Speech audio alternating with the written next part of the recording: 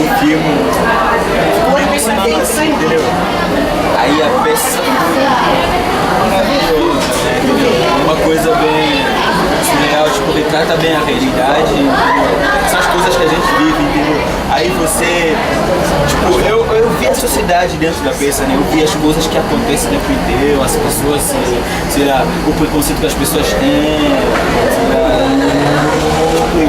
que as pessoas têm sobre as pessoas que vão lá na favela, entendeu? Tudo isso tipo, retratando isso lá, aí eu acabei vivendo um momento único, né? Um momento único. E qual foi seu personagem que você mais gostou? Não vale falar. Cara, não fale um dos dois, porque só porque eles estão. sim, mas eu vou falar, personagem que eu gosto. Aliás, eu gosto muito de todos, mas tem algumas personagens mesmo que me marcaram, tipo, pelo fato que eles foram foi bem técnico, né? Tipo, eles bem mostravam mesmo, tipo, não sei como dizer, não eu acho que consigo achar a palavra certa não. Mas eu acho que o moleque que matou o outro, eu acho que matou. Bruno. O Bruno que matou, ele atuou bem, e ela também atuou bem legal. E a menina que fazia, não sei, que tinha a caixa o tempo inteiro. A Carolina, mas todos os já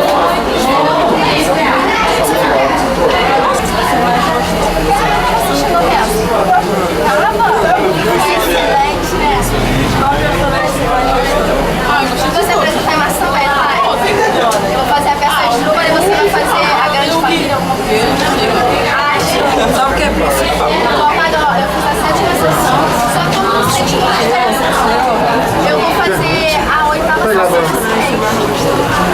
Eu gostei do máximo. O personagem que eu mais gostei foi da Tamara. Eu também gosto da atriz, então isso claro. Não, mas a Tamara achei.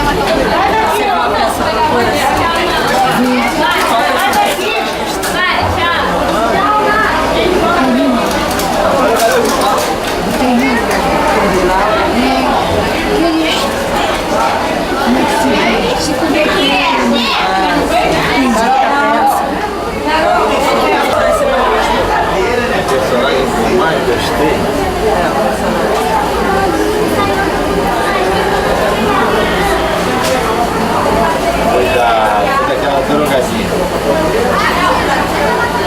E aí, você vai falar pra alguém a peça ou... Claro, divulgar mesmo. Já estou divulgando há algum tempo, eu e minha família. Tem que ficar compartilhando.